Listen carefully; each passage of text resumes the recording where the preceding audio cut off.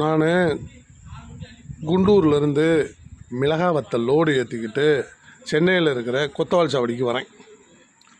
கொத்தவால் சாவடிக்கு வரும்போது விடிய காலம் 4 மணிக்கு கொத்தவால் சாவடிக்குள்ளே உள்ள லோடு இறக்கிறதுக்காக போகிறேன். 4 மணிக்கு போகும்போது வழியில் நின்று காசு கேட்குறாங்க போலீஸ்காரங்க.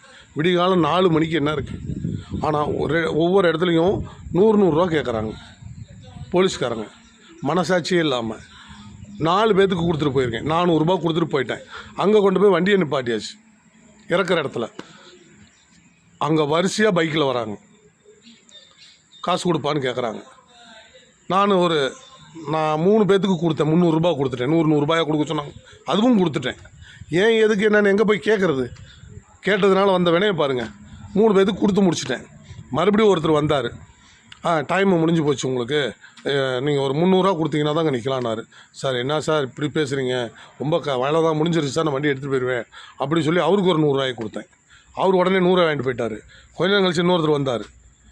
எங்கே வண்டி லேட்டாகி போச்சு அப்படின்னு சொன்னார். சார் இப்போ தான் சார் எல்லாத்துக்கும் கொடுத்தேன், இதுக்கு மேலே என்ன சார் இருக்குது அப்படின்னு நான் கேட்டதுக்கு, நீ காசுலாம் கொடுக்காதப்பா, நீ வா, உன் வண்டி சாவி எடுத்துக்கிட்டார், நீ வேறு ஸ்டேஷனுக்கு வா, கேஸ் போட்டுட்டு போயிரு சார், 500 ரூபா கேஸ் போட்டு கொடுத்துருங்க சார் அப்படின்னு சொன்னேன். 500 கேஸெல்லாம் நிப்பாட்டி ரொம்ப நாள் ஆச்சு. இனிமேட்டு 1000 ரூபா தானோன்னா எனக்கு தூக்கி வாரி போட்டுருச்சு. நேராக பார்ட்டிக்காரனுக்கு ஃபோன் போட்டால் அவன் கத்துறான், 1000 ரூபாய்க்கெல்லாம் கேஸ் போட்டால் நான்லாம் எந்த காசும் தர முடியாதுங்கிறான் அவன்.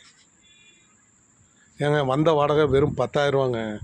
என்னுடைய பாக்கெட்டில் இருந்து தான் நான் அந்த லோடுக்கு 1000 ரூபாய் போட்டு அந்த லோடை கொண்டாந்து நான் அங்கே இறக்குறேன். என்னுடைய பாக்கெட்லேருந்து அந்த லோடுக்கு ஒரு 1000 ரூபாயை போட்டு தான் நான் கொண்டாந்து இறக்குறேன். ஆனால் இந்த போலீஸ்காரனுங்க கொஞ்சம் கூட மனிதாபிமானமே இல்லாமல் கேட்டால், சார் என்ன சார் நான் இப்போ இதுக்கு சார் இந்த மாதிரி காசெல்லாம் கொடுக்காத, நீ வந்து கேஸை போட்டுட்டு போ அப்படின்னு அசால்ட்டாக சாவி எடுத்துட்டாருங்க. ஒரு வண்டிங்க, ஒரே ஒரு வண்டி வச்சுருக்குறோம். கீழே இருந்தாலும் மேலே எந்திரிக்க முடியாது. விட மாட்டானுங்க, இவனுங்கெல்லாம் விட மாட்டானுங்க. இதே ஒரு மாலுக்கிட்ட போய் நின்று பாருங்களேன், மாலுக்குள்ளே இடம் இல்லாமல் ரோட்டு மேலே காரை நிப்பாட்டியிருப்பாங்க. அங்கே போய் நின்று இந்த மாதிரி காசு வாங்க சொல்லுங்கள் பார்ப்போம். அதெல்லாம் வாங்க முடியாது, தூக்கி ட்ரான்ஸ்ஃபர் அடிச்சிருவாங்க.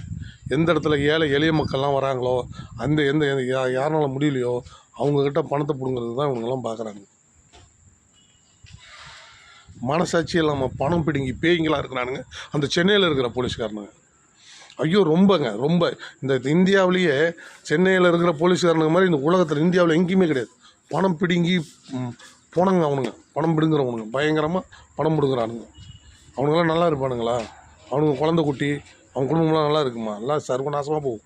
ஒரு எளிய மக்கள் வயிற்றில் அடிக்கிறது.